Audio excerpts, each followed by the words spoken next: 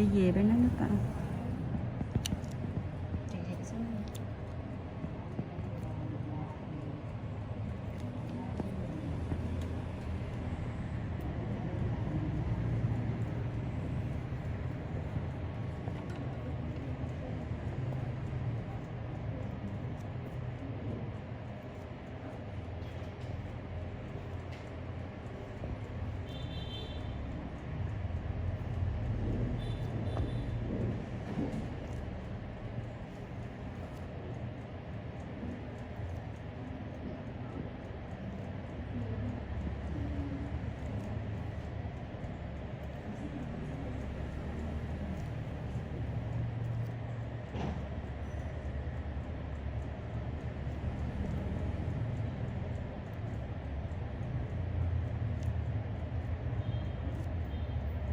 Sáng quá hay là tối? Bình thường. Nhưng mà đây đang được đó. Thì hồi nãy mày tối quá mày bị sáng vô đó, tao cũng đâu có thấy đường đâu. Sáng quá với mày đâu thấy Ý là đường. tưởng là cho tối quá thì phải nhà.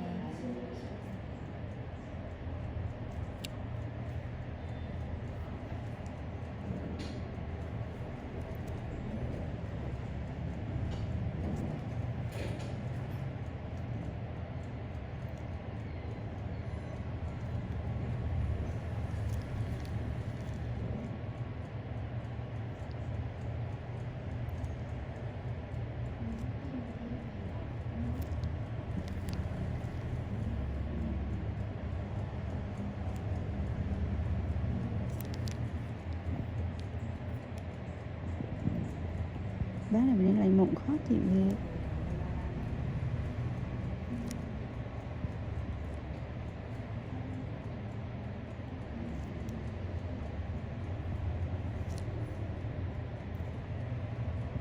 Đi về bên đó nước ta.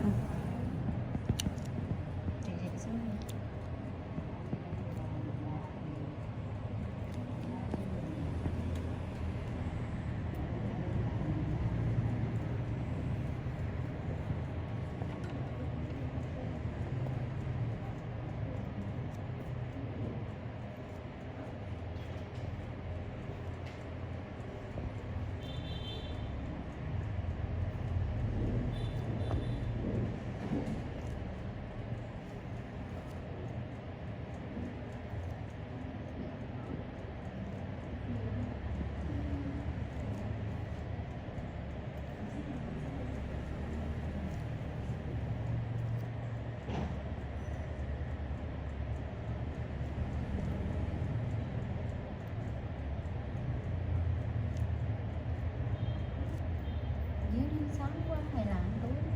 Bình thường. Nhưng mà đây đang được đó. Thì hồi nãy mày tối quá mày bị sáng vô đó, tao cũng đâu có thấy đường đâu. Sáng quá với mày đâu thấy Ý đường. là tưởng là cho tối quá thì phải nhà.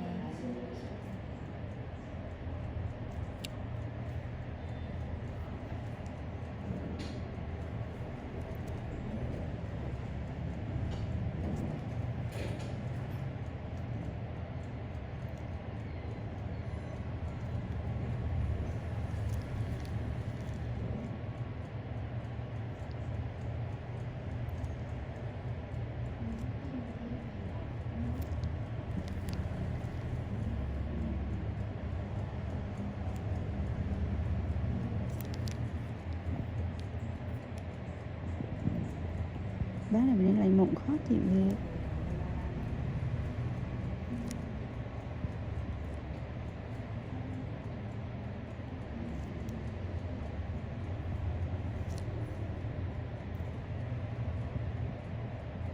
Một miếng khó chịu rồi. Cái mụn của bé này nè, nó bữa mụn dễ chịu nên nó mụn viêm lên rồi.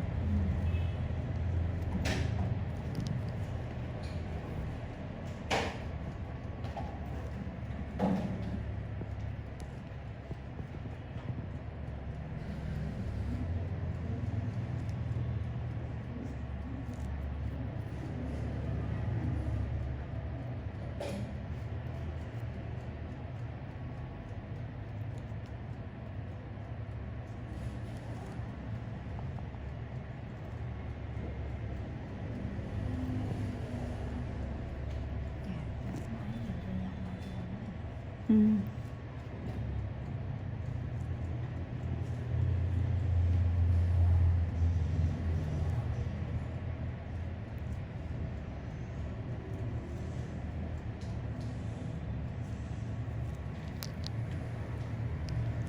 Hôm gì đó ai làm cho chị nó cái màu nó mày làm đó hả? Ừ. Cái màu nó mày làm đó hả? Chẳng phải là cái con không có cái gì nó nhìn trắng tươi này. Ừ. Cái màu là nhiều rồi đó, đúng không? Không để ý. Cái tàu lắm. Ừ. Nó toàn hàng triệu hết mà.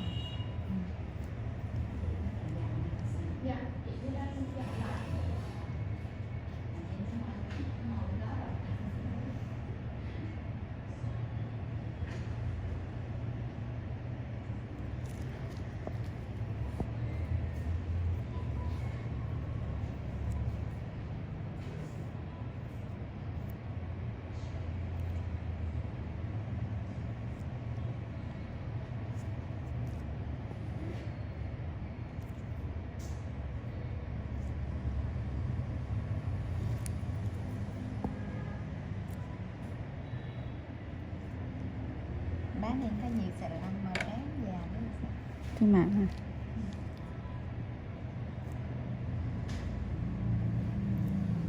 Thế với là già mà cỡ tuổi đi là làm cho ra tiền là già này.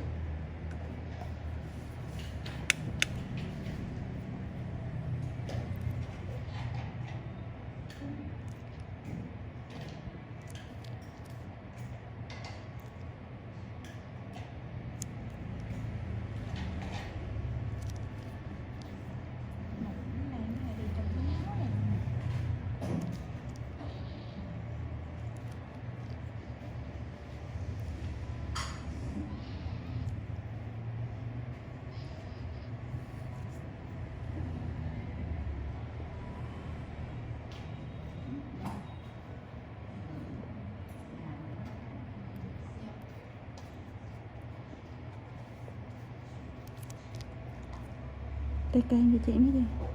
Tê canh cho chị nó đi cái này.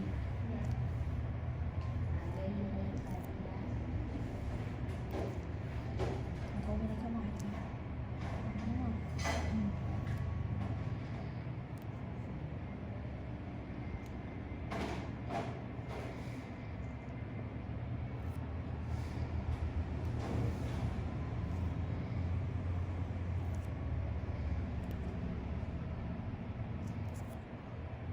Chặt xin số điện thoại chị này, số chị Tú. Ừ. Điện cho đủ ngày cho rõ giảm luôn.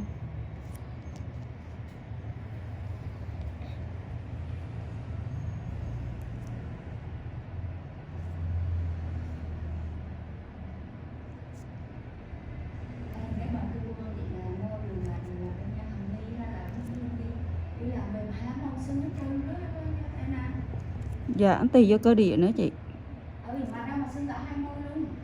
Không, thường là sơn màu trang thôi chị. Mấy chị nó bị sưng hai mâu qua, chị đi về là một bán thì mẫu mã thì mình thấy hết thôi. Mà hai chị đi là mâu nhưng là chị nói là đi buông theo bầu ra là nó bò đó. Ghê đó luôn hả? Chị vợ đứa chị mới sợ đó chứ. Chị thấy em làm cho chị Tú bình thường không? Chị điện chị hủa chị Tú là chị đỡ sợ liền. Đấu không có gì đâu nữa, trời đất chứ. Em còn làm cái gì chứ mà. Chị Tú bà cũng sợ đau lắm á. Ừ. Chị cũng sợ đấy lắm rồi chị chần chừ biết cái chứ. Thầu làm nó khỏe lắm. Trắng này. Mỗi lần thấy mấy chị qua chị mới nói lầu gì nữa mình thấy mình không vô lò cho. Chỗ này em này. Mà bữa trước chị chỉ lên đau rồi đúng không? Ai bờ lên đây nói chuyện mua nửa tiếng rồi. À rất hả chị? Rồi đó là hai bà chạy lên tư vấn đó. Đúng rồi, chị chỉ lên đây rồi mà. Lên tư vấn. Đi bằng ô tô lên đó. Ừ. Ô tô hay cái bác đi lên cái sang cái đây đó. Lên nói chuyện sang cái chị suy nghĩ. Ở dưới nó làm giá má chị? Cái bài là triệu 2 triệu 3 chứ. Triệu 2 triệu 3 hả? Ừ. À chắc do thấy dưới nó rẻ hơn đó. Với lại hơn, với lại do đó có chương trình ấy để khuyến mã rồi đó. Mấy bà đi hội giờ giá mà, tụi em biết mà. chị hay nói là lan ra nửa tiếng rồi, nói chuyện nửa tiếng rồi.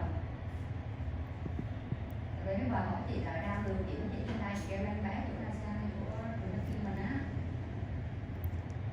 Thế là bò sao câu cũng đi á.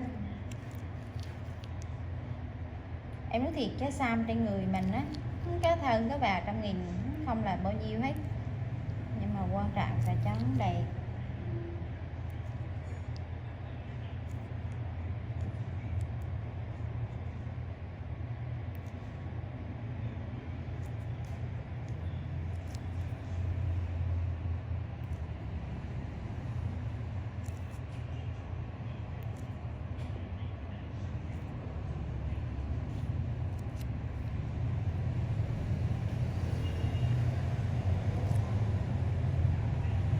Mình ở đây cái lợm đó không có chi.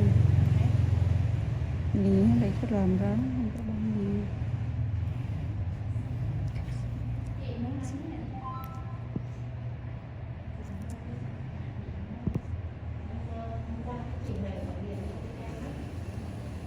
Dạ.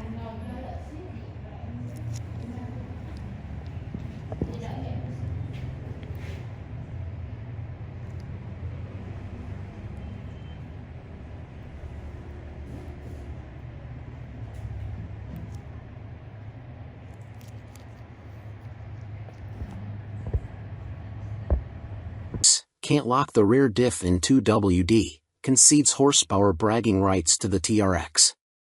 If you're looking to spot a Raptor R in the wild, it won't be easy. First of all, except for its bulging hood, the Raptor R looks very much like an EcoBoost Raptor with the 37-inch tire package.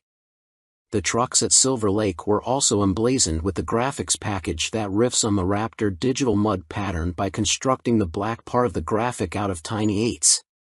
On the driver's side of the truck, the Raptor logo renders the second R in Raptor orange, which looks great unless the truck is the same color, in which case it looks like you're driving a Raptor. On the passenger's side, the first R is orange, so on that side you've got an Opter. But you can delete the graphics for no cost if you prefer to let the 5.2-liter Predator speak for itself. Which, at wide open throttle, it does at an 83 decibel bellow, the same number we measured from a certain other supercharged 4x4 mega pickup. There also won't be a million Raptor RS to spot, given that the base price is a cool $109,145. Whether that roughly $30,000 more than a base Raptor, and $26,000 more than a TRX, sounds worth it or totally ridiculous depends on your point of view, and maybe whether your neighbor has a TRX and is overdue for a FOMOCO riposte to those 6 a.m. Hellcat cold starts.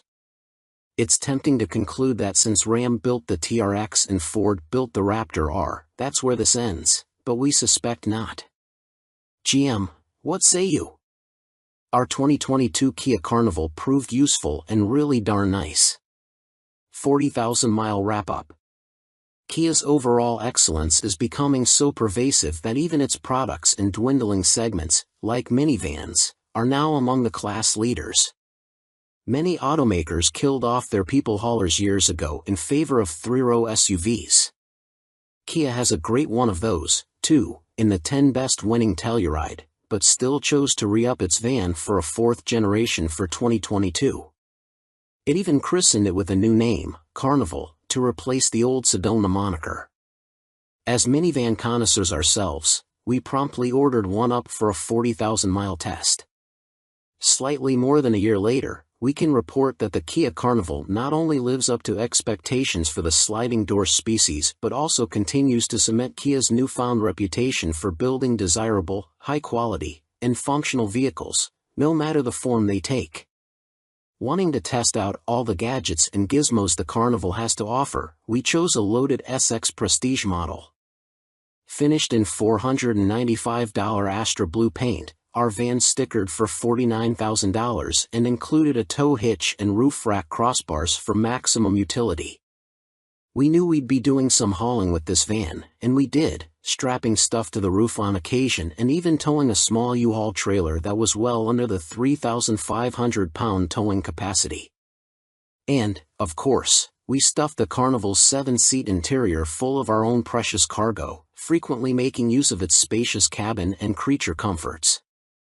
We had mixed feelings about the second-row VIP lounge seats with their myriad power adjustments and leg rests. For some, they were a nice refuge, perfect for napping on road trips.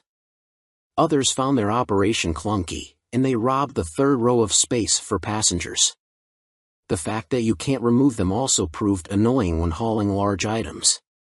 Indeed, Kia appears to have listened, as it has made the VIP seats less available on the 2023 Carnival. They no longer come standard on the top trim. An 8-seat layout is the default setup, and are now a no-cost option.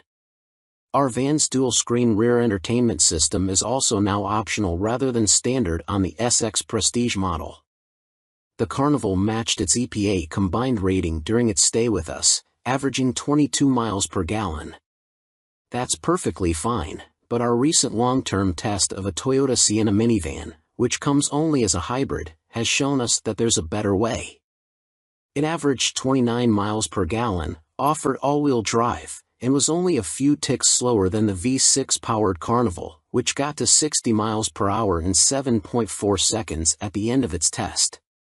Would I get the Carnival instead of the Sienna that gets 50% better fuel economy? Mused editor-in-chief Tony Quiroga. No. But this is a nicer van. That sentiment was shared among the staff, as the Carnival's design impressed inside and out. Kia has attempted to make the minivan, with its cleverly placed C-pillar trim and a more prominent nose, look like an SUV. It doesn't entirely pull off the trick, as the Carnival still has the unmistakable sliding doors and large windows of a van, but we heard from friends that the look of this Kia could convince them to consider a minivan for the first time.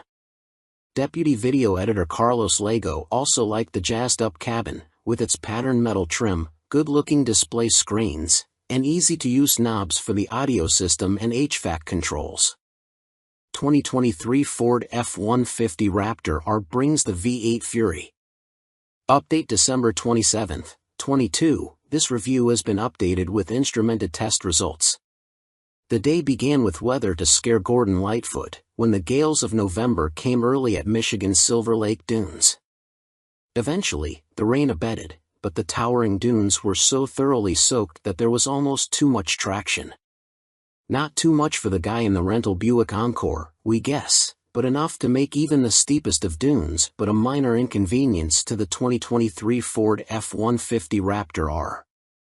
When you've got 700 horsepower and 37-inch beadlock tires, wet sand may as well be a foot-thick lane of interstate slab.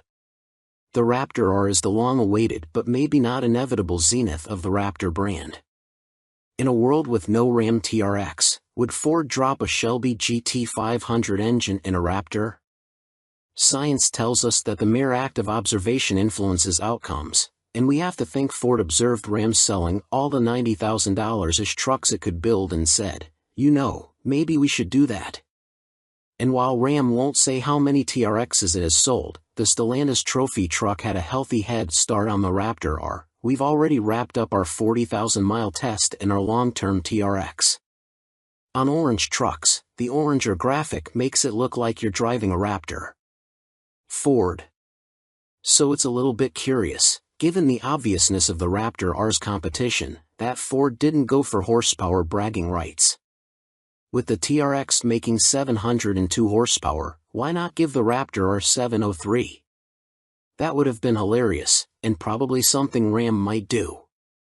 Instead, Ford arrived at an even 700 horsepower at 6,650 RPM, and its powertrain engineers make complete sense when they say that you can't tell the difference between 700 horsepower and a little more than 700 horsepower. But trucks like this aren't about making sense, unless you commute to Mike's Sky Ranch in Baja. They're about big numbers and loud noises and taking dirt that was over here and throwing it way over there, and then doing some sweet jumps. The Raptor R is spectacularly well equipped to handle all of that, even without horsepower bragging rights. Highs, towering off-road performance, righteous V8 sounds, quicker than a TRX. For Raptor duty, Ford's supercharged 5.2-liter V8 gets a truck tune that fattens up the torque curve, delivering 640 lb-ft at 4,250 rpm. The blown 5.2 gulps air so ferociously that Ford had to reinforce the Raptor's intake ductwork because the EcoBoost spec plumbing was distorting under heavy throttle. A new supercharger pulley gets the boost ramped up sooner, all the better for spinning those 437-inch BF Goodrich all-terrain KO2 tires. Because the V8 adds 100 pounds to the front end, spring rates are increased, and there are some beefier frame brackets, but the suspension mostly carries over. The base Raptor, with its 450 horsepower twin-turbo 3.5-liter V6, is available with either 35-inch tires or 37s, but the Raptor R gets only the 37s. That costs it an inch of front suspension travel but delivers 13.1 inches of ground clearance and, Ford admits, just helps it look awesome. The 35s are rational, but the 37s say it's Sunday, Sunday, Sunday. And even though your ticket buys the whole seat, you'll only need the edge. The Raptor R, like its EcoBoost counterpart, is gloriously adaptable to whatever terrain you care to assault. The transfer case offers rear drive, auto four-wheel drive, high-range four-wheel drive, physically locked front to rear, and low-range four-wheel drive. You can also manually lock the rear differential, though not in two-wheel drive. The steering effort, Fox Live valve dampers, and exhaust sound all are independently adjustable via steering wheel buttons, which include an R button for your favorite preset modes. And there are drive modes galore to tailor responses for the situation at hand. Baja is our favorite. Wandering into tow/haul mode occasions a shock of recognition. Oh yeah, this is a truck, a useful thing that can tow and or haul. It's not just for sending the Raptor R into low orbit off Silver Lake dunes, although it's mighty good at that too. But so is an EcoBoost Raptor. Where the Raptor R distinguishes itself is when you flatten the accelerator, and the twin 4-inch exhaust cannons fire a fusillade of V8 fury, and your shoulders are buried into the Raptor R embroidery on the upper seat back while the 10-speed automatic shuffles gears quicker than a blackjack shoe rearranges the cards at the Golden Nugget. The front end climbs toward the sky, and the steering wiggles a little bit in your hands as the Raptor searches for traction. Passing power is explosive, with the towering Ford leaping from 30 to 50 miles per hour in 2.2 seconds, the same time we recorded from the 2019 Ferrari 488 Pista. Even on sand, it feels violently quick. What it feels like, really, is an F-150 Lightning extended range with way more noise and drama. The Ford engineers on hand agreed that Raptor R versus Lightning would be a good race. But Raptor R versus TRX is an even better one, and the Ford holds a narrow edge in acceleration tests. The Raptor R hits 60 miles per hour in just 3.6 seconds, 0.1 second ahead of the TRX, and blazes through the quarter mile in 12.0 seconds at 112 miles per hour, nipping the TRX's 12.3-second run at 111 miles per hour. And those numbers don't fully communicate the Raptor's advantage, since Ford's 114 miles per hour speed limiter begins shutting down the party before the quarter mile is complete.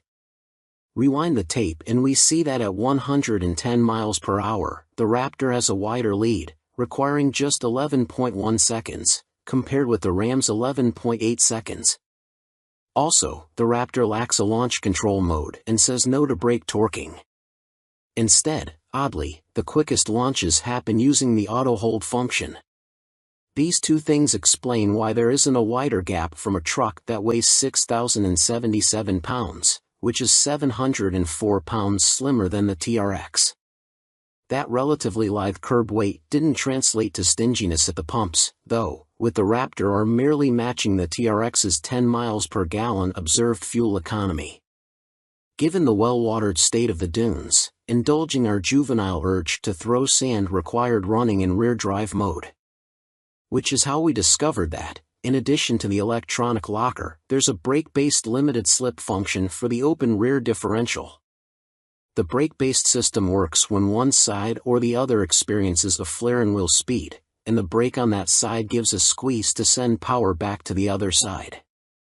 This system is operating in the background even when the advanced track stability control system is completely disabled.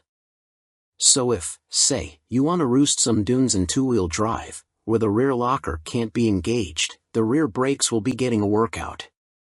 When it came time to spec, we had to have a manual.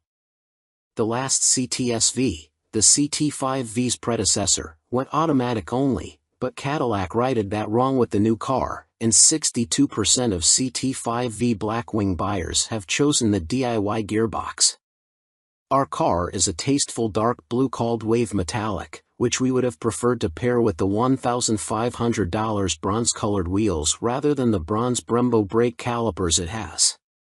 This car also has the $4,100 carbon fiber 1 package of aerodynamic add-ons, black and tan leather seats with carbon fiber seat backs, $6,090, and the $1,450 weight penalty that is the sunroof option.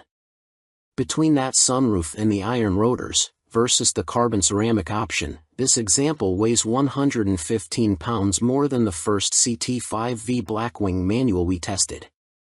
Not surprisingly, this one ran 0.1 seconds slower to 60 miles per hour and through the quarter mile, although 3.7 and 11.7 seconds, respectively, is bonkers for a 4,200-pound sedan that can comfortably seat 5.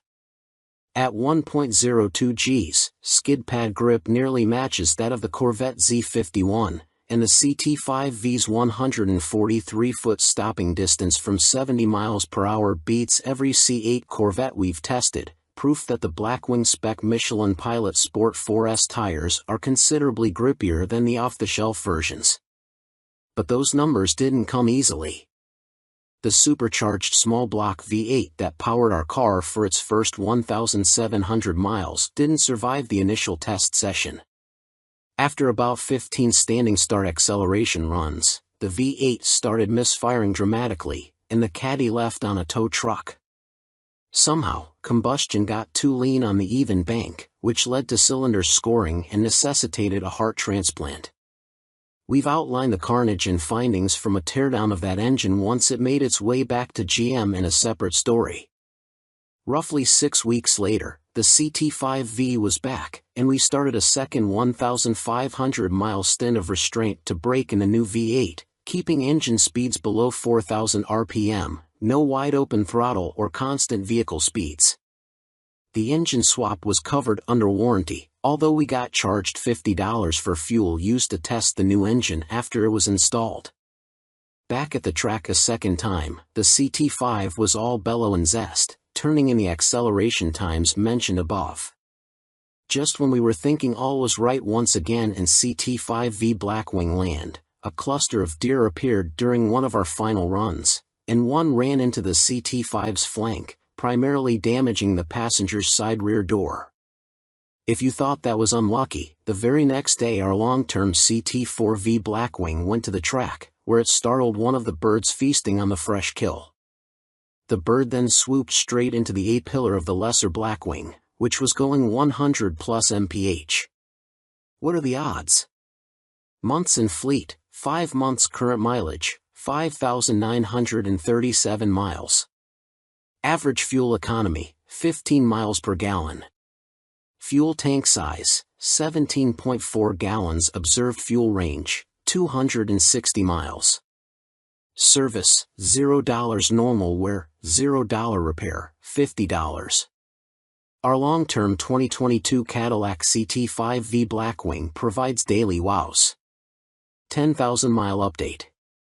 While she meant it in a much nobler context, Maya Angelou's quote, "Nothing can dim the light which shines from within," seems to apply quite well to our CT5V Blackwing. Our feverish praise for Cadillac's brightest ever four-door never wavered, although it has taken a couple pauses. Most recently, there was a $5,563 month-long pit stop to repair or replace every major passenger's side body panel and various trim pieces crinkled by a kamikaze deer during our second try at initial testing, after the engine self-destructed during the first go. But, like we said, the light from what is arguably the best sports sedan ever created isn't easily extinguished. Video maestro Carlos Lago sums up the CT5's all-around awesomeness. It's everything I could hope for or want from a daily driver sedan: comfortable, bonkers fast, subtle-looking, but also childishly loud. Part of the loudness is that the engine starts with an extra raspy blip during a cold start, which we enjoy every time. Our CT5 made the trip to this year's Lightning Lap and did a few laps of its own at Veer. To that, we'd add that this car's sizable trunk makes 5-person weekend getaways possible. We don't understand, though, why there's a hands-free unlatching feature when the lid can't power itself open all the way, requiring a hand to complete the task. Our CT5 has gotten out to see more of our corner of the world, traveling to Toronto, Indianapolis, Pittsburgh, and Virginia International Raceway for this year's Lightning Lap, where it did a few laps of its own and earned a track outline sticker on its rump. Commenters repeatedly praised the Caddy's high-speed serenity, comparing notes about how difficult it is to keep the cruising speed below 3 digits. And, totally unrelated, certainly, they mention the CT5's lack of range. While the supercharged 6.2-liter small-block V8 has gained 112 horsepower since the second-generation CTSV, the fuel tank hasn't gotten any larger. In fact, the CT5's 17.4-gallon hold is slightly less than the 18.0-gallon tank in our long-term 2011 CTSV wagon, a car that inspired similar complaints. We've crested 300 miles a few times, and the longer trips have pushed our running average fuel economy up by 2 miles per gallon to 17 miles per gallon. On highway legs, including our 75 miles per hour highway fuel economy test, we've seen as high as 22 miles per gallon, 1 mile per gallon better than the EPA highway figure, which means that theoretically a run in the high 300-mile range is possible. Although there haven't been any complaints about either the comfort or the finish of the carbon fiber back seats, the non-adjustable headrests hit tall occupants, like 6'5" yours truly, well below the top of the head. BMW and Porsche are more accommodating to the tall with their fixed headrest designs. The Blackwing seats also creak slightly when leaned upon. We've criticized the CT5's interior trim, which is quite lowbrow for a $100,000 anything, and now a couple of stitches on the leather steering wheel have started unraveling. We have been digging the night mode, which dims all dash lights except for a minimalist speedo. This is perhaps an idea swiped from Saab, which had a similar feature called Night Panel. We've also completed our first service that didn't involve swapping out the entire engine. The oil filter was just $5, while each of the 8.8 quarts of 0W40 cost more than 3 times as much, yielding a $195 total. On the way back from VIR, we had another run-in with a quadruped.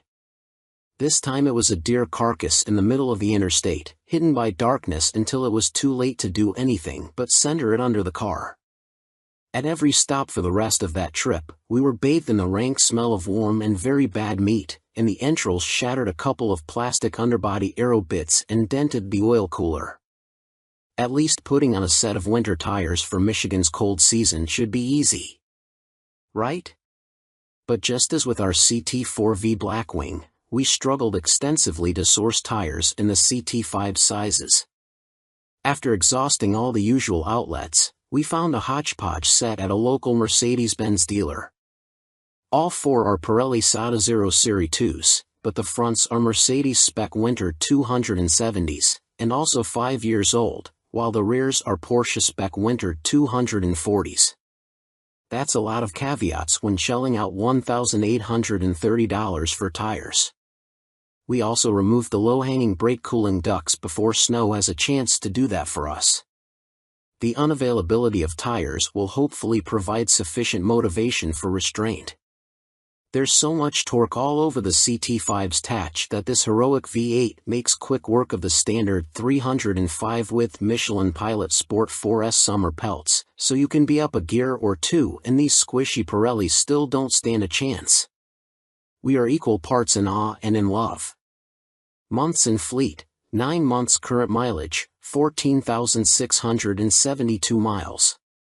Average fuel economy, 17 miles per gallon.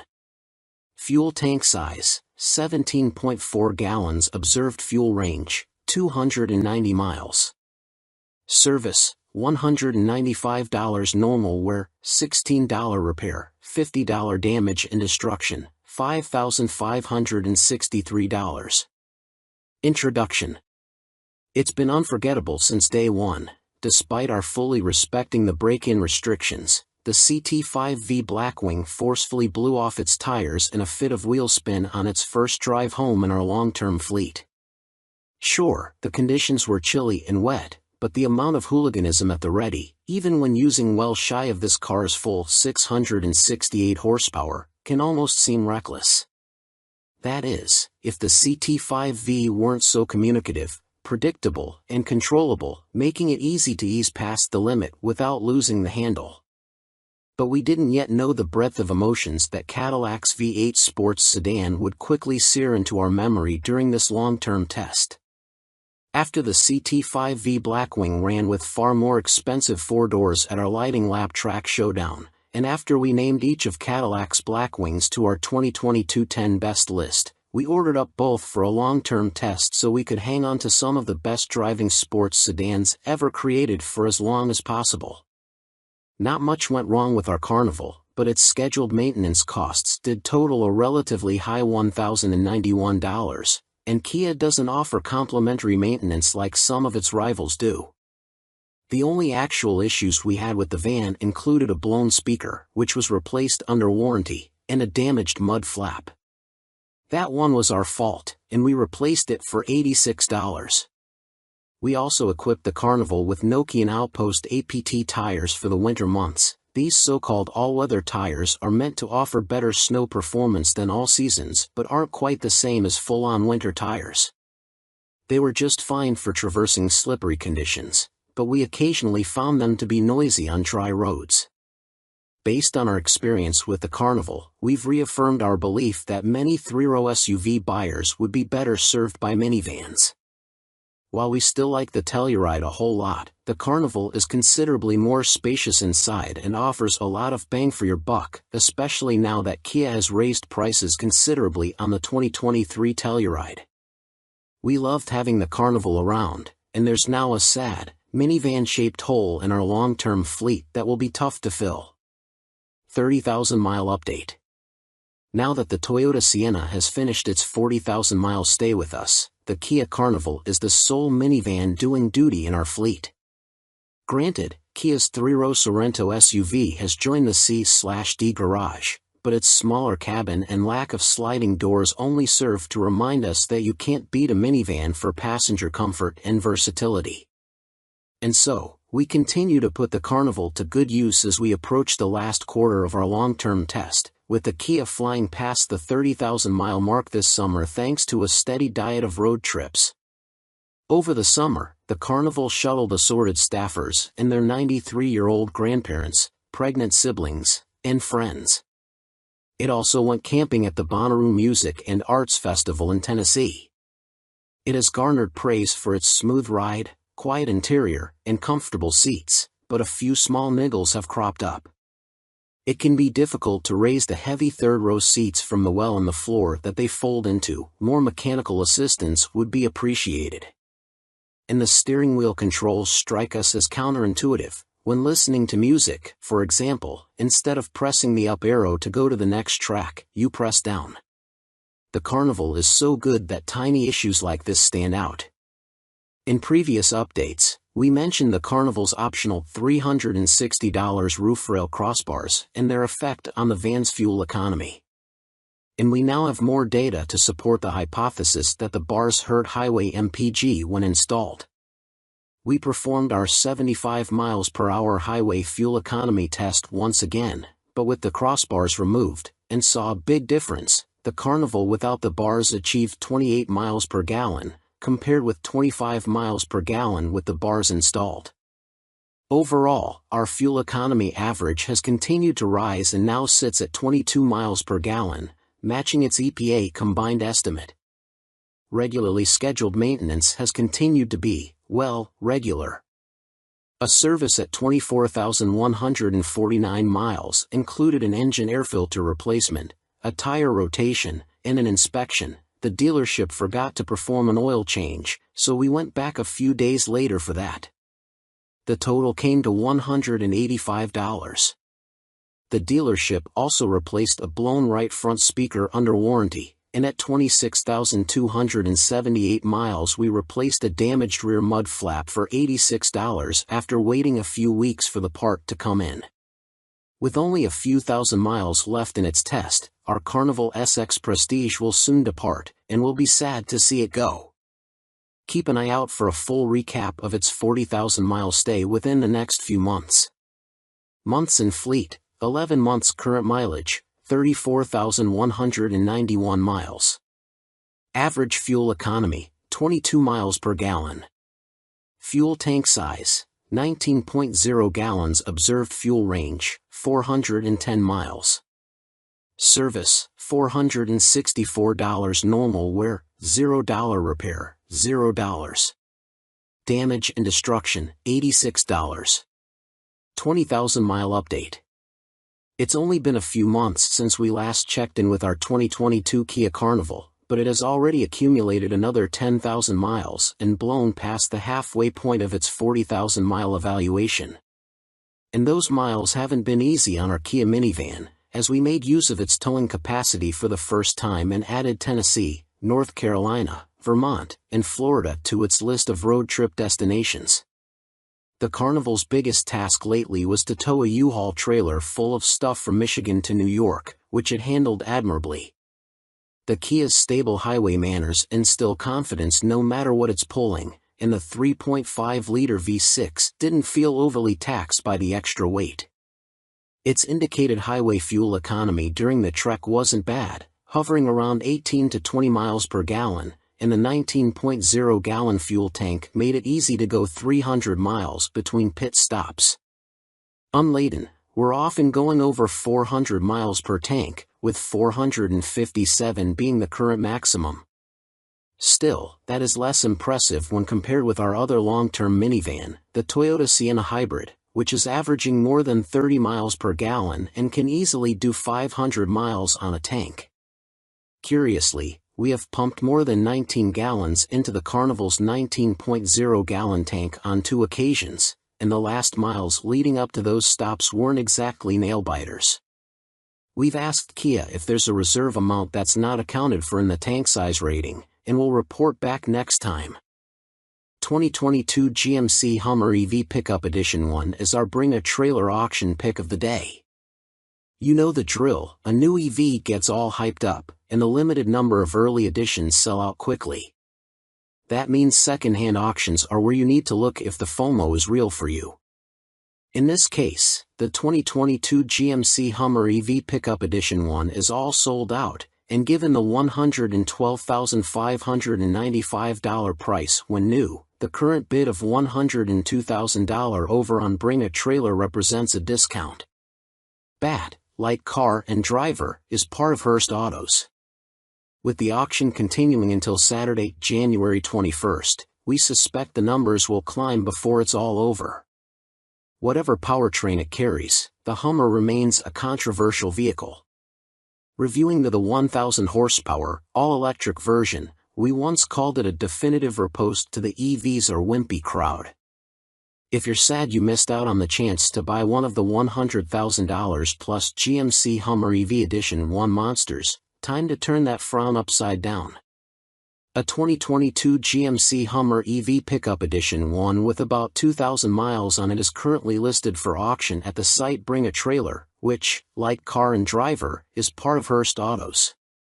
Since you can't even place an order for a new Hummer EV right now, and when you can, deliveries might not happen until 2024, second-hand sales like this are the only way to get one in your driveway anytime soon. Originally priced at $112,595, this Hummer includes all of the headline-grabbing features that GMC is packing into the over-the-top EV: crab walk four-wheel steering, the 200.0 kWh Ultium battery pack, underbody cameras, watts to freedom, WTF, launch control, and an infinity roof with 4 removable tinted glass sky panels. 3 motors, 1 in front, 2 on the back axle, provide a 0 to 60 mph time of approximately 3 seconds when the WTF mode is engaged. Super Cruise, an extreme off-road package, Bose audio, 18-inch wheels, and a multi-pro tailgate are all included. Once GMC opens up Hummer EV orders again, you could spec a new one to have similar specs to the Edition 1, but some features are exclusive to this model, like an Edition 1 badge. The contrasting interstellar white exterior paints and jet black and light gray faux leather interior also identify it as an Edition 1 model. This 2022 GMC Hummer EV is located in Washington State and has a clean title. It has had only one owner and a clean Carfax report. The seller is including a travel battery charger with 110V and 220V connectors and a home charging unit. 759 HP 2023 Aston Martin DBS 770 Ultimate is a limited run swan song. Aston Martin is retiring the current gen DBS with a bang, revealing the DBS 770 Ultimate in a limited edition of 499. Aston calls this its most powerful production car ever, thanks to a 759 horsepower 5.2-liter V12. The special car, which is already sold out, is part of the company's celebration of 110 years since it was founded on January 15, 1913. It is priced at the equivalent of $387,600 for the coupe and $415,960 for the convertible, Aston said. Update January 18, 23, added acceleration figures. If this is your first time hearing about the Aston Martin DBS 770 Ultimate, you're already too late. To celebrate the end of the current generation DBS, Gaydon has whipped up quite the barnstormer, only 499 of which will be built and all of which are already reserved. You snooze, you lose. It's one hell of a swan song too. In fact, Aston Martin says the DBS 770 Ultimate is the most powerful production car the automaker has ever produced. Under that long hood is a 5.2-liter V12 engine producing 759 horsepower and 664 pound-feet of torque, which is delivered to the rear wheels through a ZF-built 8-speed automatic transmission and a standard mechanical limited-slip differential. Aston Martin claims all this power is good for a 3.2-second hustle to 60 miles per hour, although the convertible takes an extra 0.2 seconds to reach the same speed. Top speed is a suitable 211 miles per hour. Aston Martin didn't just jack up the boost pressure and call it a day. While it does use the same carbon ceramic brakes as the standard DBS, a whole raft of updates under the skin should boost its handling prowess as well. A beefier front crossmember and rear undertray boost overall torsional stiffness by 3%, while front and lateral stiffness is up by 25%. A new solid-mounted steering column should bestow the driver with some additional feel, and the adaptive dampers carry unique tuning too. If the FOMO hasn't already crept in, it will as soon as you see a DBS 770 Ultimate roll by. It is handily the sharpest DBS variant on the block. Tweaks to the bumpers bring an angrier look alongside additional airflow, and that focus on aerodynamics continues by way of a massive horseshoe-shaped vent on the clamshell hood. There's also a flashy new set of 21-inch wheels, available in 3 finishes and wrapped in Pirelli P0 Performance summer tires. The DBS's interior was already pretty radical, but Aston Martin has kicked things up a notch for this final edition. Standard sport seats include semi-aniline leather and uniquely quilted Alcantara. The center armrest gets a cute little leather strap with a laser-etched badge carrying the DBS 770 Ultimate logo. The model designation can also be found on the doorsill plaques.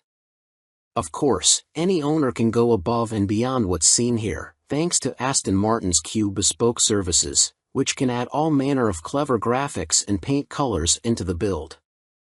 The 2023 Aston Martin DBS 770 Ultimate will be limited to 499 units, split between 300 coupes and 199 convertibles, with production starting in the first quarter of this year and deliveries happening in the third.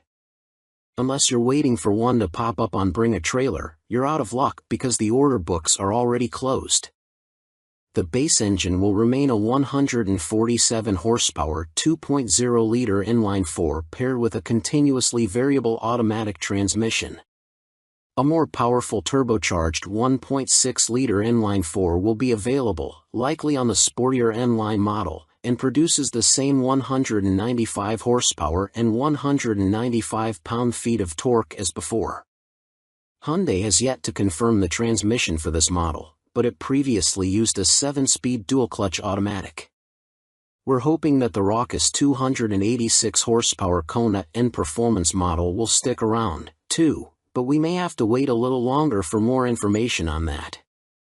There's also a Kona Hybrid, but we're not sure if it'll be sold in the US or not. Its powertrain, which consists of a 1.6-liter gasoline engine and an electric motor and produces a total of 139 horsepower, appears to be the same as what's offered in the Kia Niro. A Kona electric model will also return, but specs aren't yet available for that. In terms of size, the new 2024 Kona is bigger than before, with a 2.3-inch longer wheelbase and a 5.7-inch longer overall length. Hyundai says this improves rear seat room and cargo space. A few additional photos of the interior show the dual 12.3-inch display screens that will be offered, likely only on higher trim levels. Holy Tonale!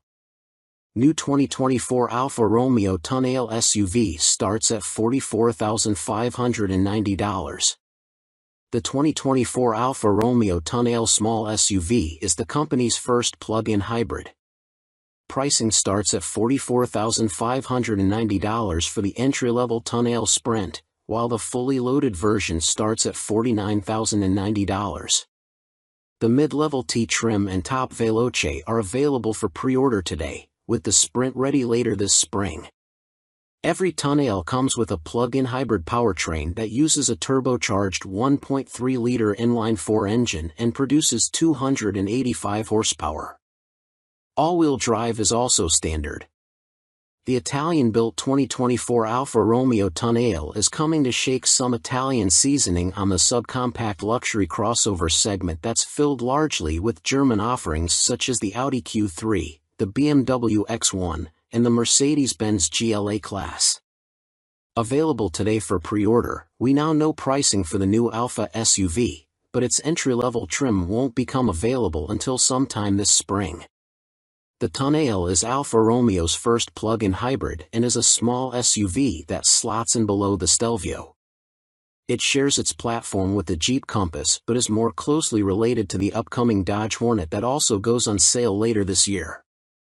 While every Tonale gets the same 285 horsepower turbocharged 1.3-liter inline-4 plug-in hybrid powertrain with a 9-speed automatic and all-wheel drive, the crossover's options are split among 3 trim levels. Only the top 2 trims, Veloce and T, are available for pre-order today. The Tonale is currently eligible for the $7,500 federal EV tax credit. Tonale Sprint starts at $44,590 and serves as the entry point for the Mini Alfa Romeo. It comes with an impressive list of standard equipment such as silver 18-inch wheels, keyless entry and ignition, remote start, heated cloth seats, and a heated steering wheel. A 10.3-inch infotainment touchscreen with Apple CarPlay and Android Auto are also standard. There's even wireless smartphone charging. The Tonale T pricing starts at $46,590, only a few $1,000 more than the entry trim, and adds subtle appearance changes like black wheels and other exterior accents but also includes a power liftgate and ambient lighting. At the top of the Tonale food chain is the Veloce at $49,090. While the trim level means Italian for fast, it doesn't actually have an advantage in power. But it should feel livelier thanks to its larger 19-inch wheels, Brembo brake calipers, and a sporty adaptive suspension. The Veloce has the nicest interior of the bunch, with perforated leather seats and synthetic suede upholstery, and it's the only way to get paddle shifters. While its commanding starting price does give it a bigger price tag than other plug-in hybrids such as the Ford Escape PHEV, Toyota RAV4 Prime, and Hyundai Santa Fe PHEV, it has more horsepower than other gas-only crossovers its size. Alfa hopes that its beautiful Italian design and richly equipped standard features will win hearts. 2024 Mercedes-Benz CLA gets new looks, electrified powertrain. Mercedes revealed the 2024 CLA lineup, previewing newly styled front and rear ends, restyled headlights, and new wheel options. Peak output stays at 221 horsepower, but a newly electrified powertrain adds 13 horsepower to bring peak power lower in the range. There's no word on official pricing yet, but Mercedes expects the new CLA to start arriving at dealerships later in 2023. Mercedes isn't quite ready to give the CLA a full redesign but instead is offering a slight facelift to please fans of the compact four-door. Along with it comes a newly electrified powertrain. The 2024 model gains a 48-volt hybrid system to help with acceleration. In the low end of the rev range, it adds a power boost of 13 extra horsepower. During braking and acceleration, the starter generator recuperates energy, which it then uses to supply the 12-volt onboard network and the 48-volt hybrid system with electrical energy. The system appears to work similarly to the hybrid system in the Mercedes-AMG SL43, which utilizes a belt-driven starter generator to boost horsepower at lower RPM. The CLA's looks are updated at both front and rear, although changes are minimal.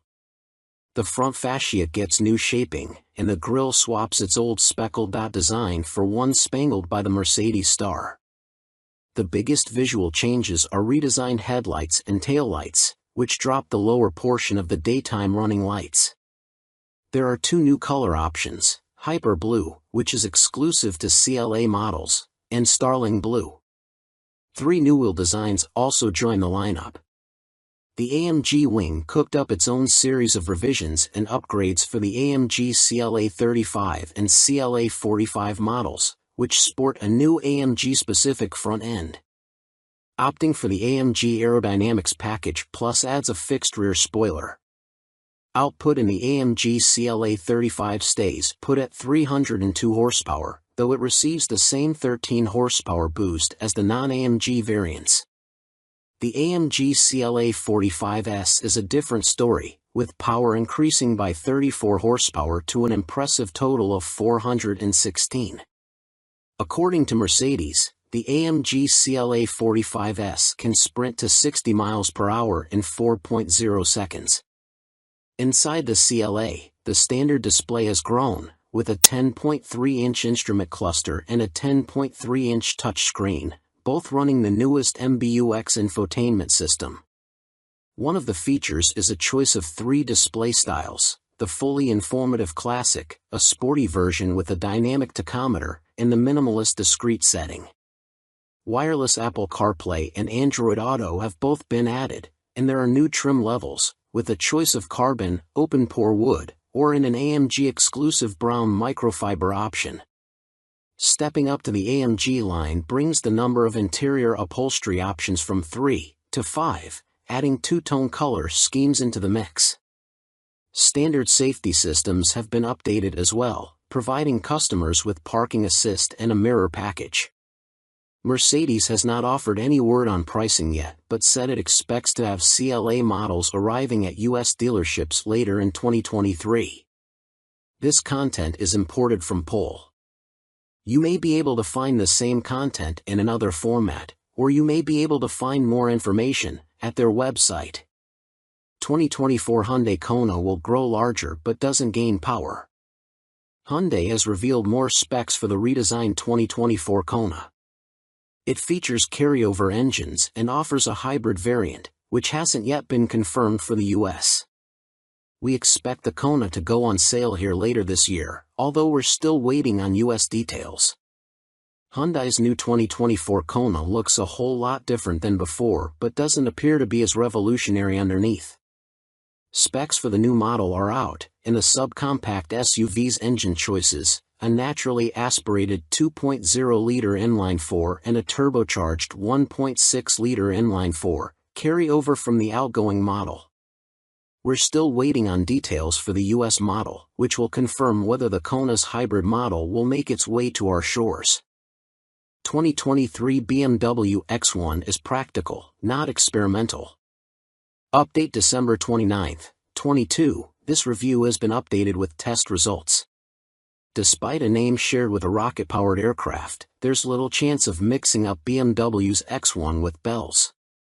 We're sure Chuck Yeager would have appreciated such luxuries as interior mood lighting and the option of a Bang & Harman/Kardon 12-speaker stereo. Unlike his radical experimental plane, the BMW X1 is a pleasant small SUV that offers an attractive entry point to German brand motoring. And it isn't breaking barriers or speed records, even if you dropped it from the belly of a B29. BMW's skunkworks have recently been experimenting with dramatic design elements inside and out. The X1 is a more traditional offering with a smooth exterior and a small, almost square kidney grille understated next to the flared nostrils of most of the current BMW lineup. Still BMW's smallest SUV, the X1 has grown to nearly the size of a first-generation BMW X3. Now in its third iteration since its 2009 introduction, the UDA is 1.7 inches longer and taller, and it's almost an inch wider than last year's all-wheel drive equivalent. The wheelbase is 0.9 inch longer, and the track width is greater by 0.8 inch. The result is more interior room and a hint of bulldog stance. A revised engine and a new transmission. Under the hood is a good old gas burner, a turbocharged 2.0-liter Miller cycle 4-cylinder with a few extra horses squeezed in. An electric version, the 9.1, is available in other markets but won't come here. Changes to the combustion chamber geometry and the new port and direct injection system bump the power plant to 241 horsepower, from 228, and 295 pound-feet of torque. In our testing, the X1 at full thrust reached 60 miles per hour in 5.4 seconds and covered the quarter mile in 14.1 seconds at 99 miles per hour. Replacing the previous 8-speed automatic, a 7-speed dual-clutch gearbox has a wider ratio spread and allows coasting. If you want it on high alert for grabbing gears, the Sport mode shifts with more vigor, and the M Sport package, $2,300, provides paddle shifters that put the decision-making in the driver's hands.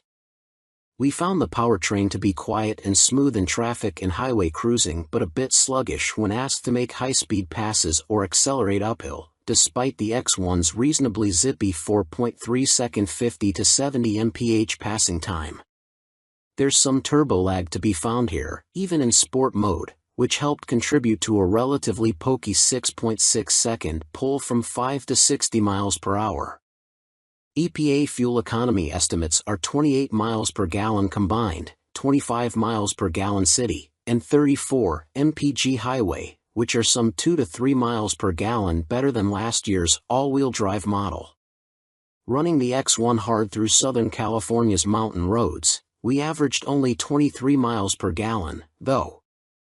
One big change to the X1 for 2023 is that all-wheel drive is now standard.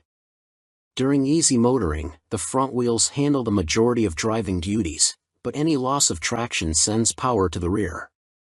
Dynamically, the X1 is fun to drive, scooting happily around corners.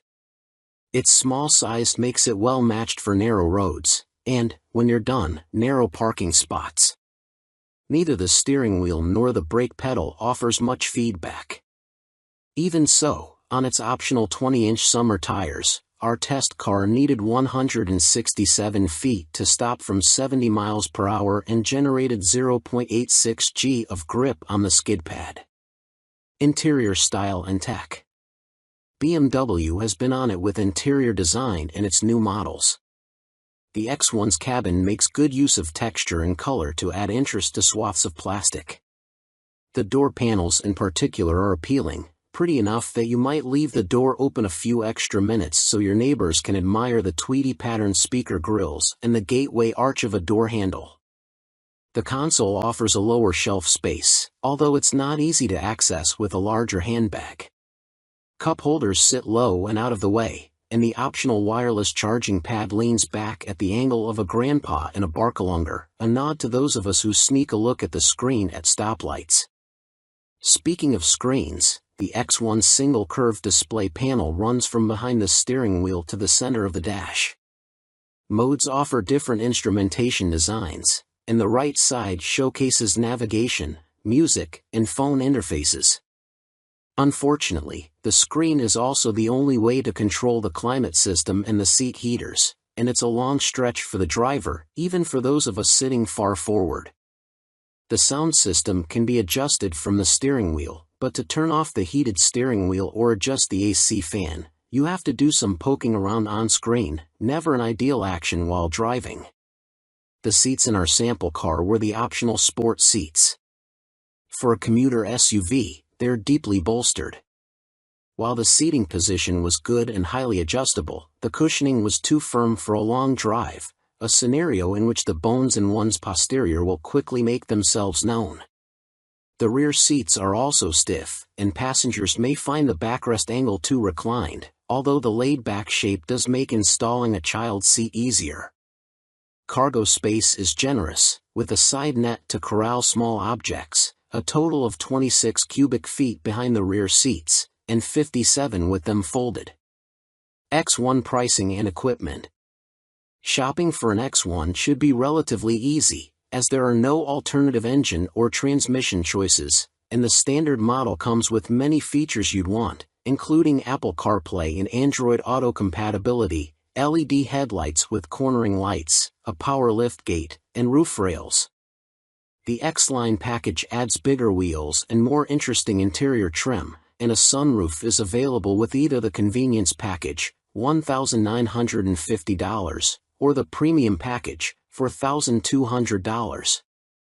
Nudging the price up from the $39,595 starting point is pretty easy, and our $50,795 example packs a lot into a small SUV.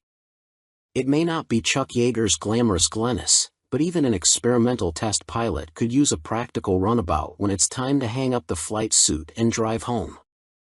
Kia doesn't price its vehicles as aggressively as it used to, but the starting points for the new Sportage, $27,615 for the base LX model up to $38,415 for a X Pro Prestige, fall into a competitive range for compact crossovers. We'd be reluctant to pay close to $40,000 for a version like the two we tested, a $38,310 SX Prestige Hybrid and a $39,075 X Pro Prestige with the base engine. The X Pro can't be had with the hybrid powertrain. But a nicely equipped EX Hybrid in the mid-$30K range strikes us as an attractive proposition, distinctive styling and all. 2022 Mercedes-Benz EQS 450 Plus electrifies luxury.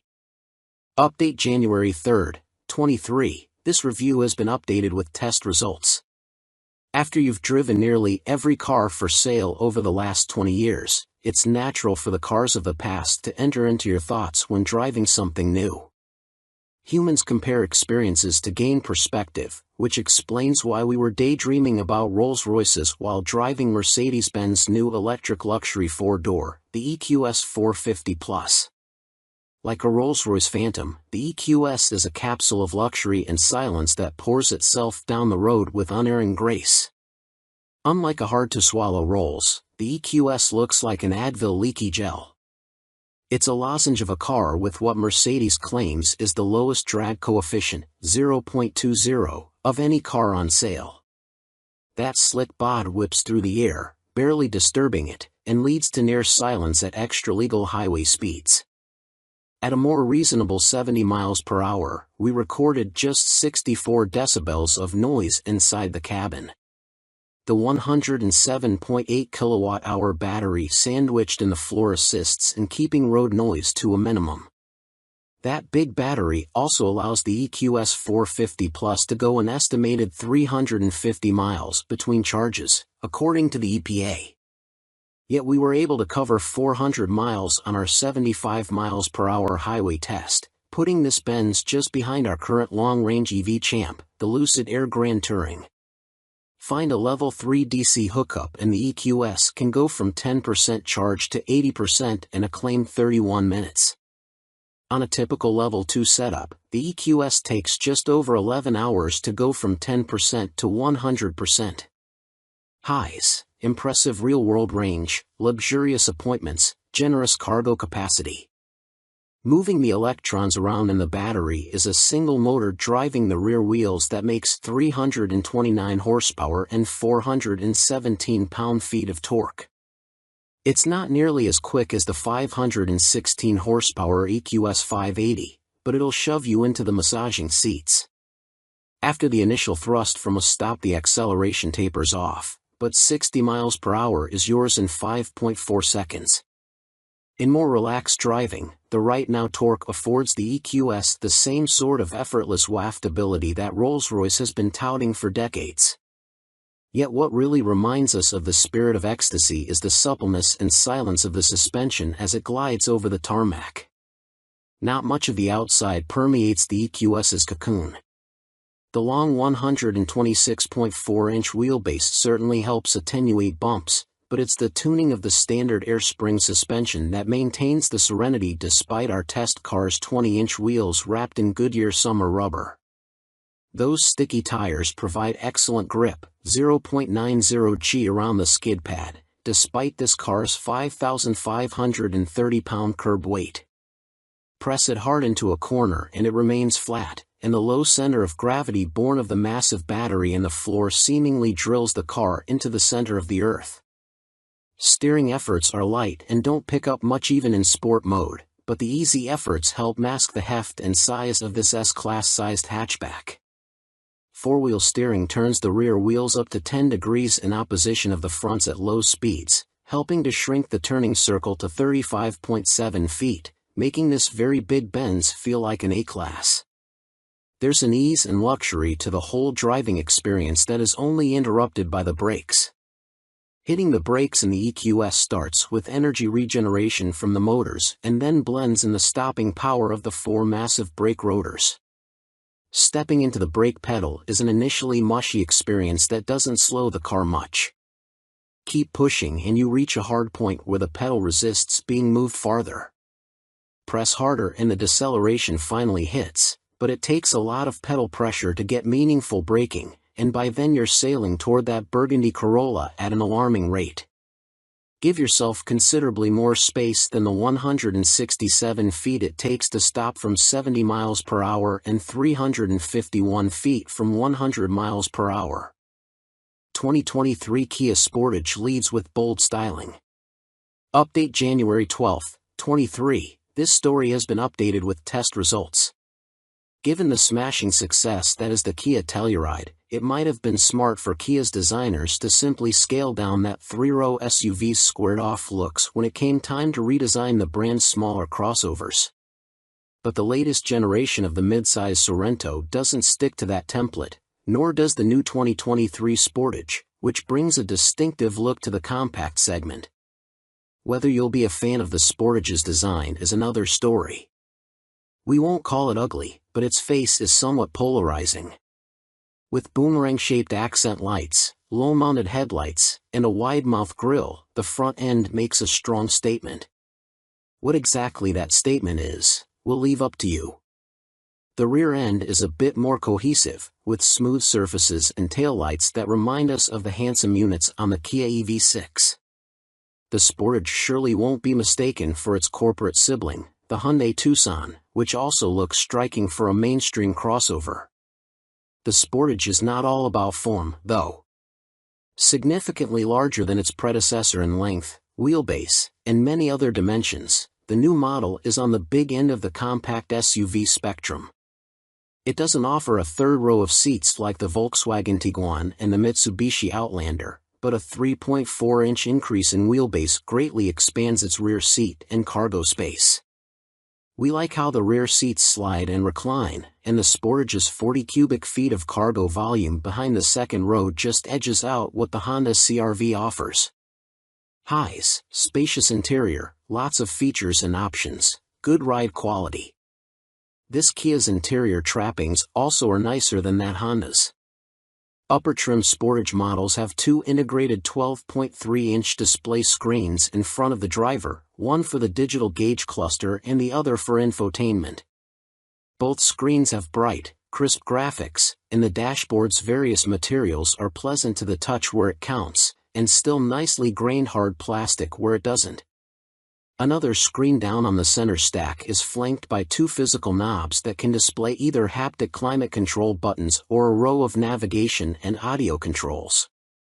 The functions of those two knobs can also change depending on inputs, which is a neat feature but not necessarily a convenient one when you reach down to adjust the volume and realize the knob is currently set for temperature control.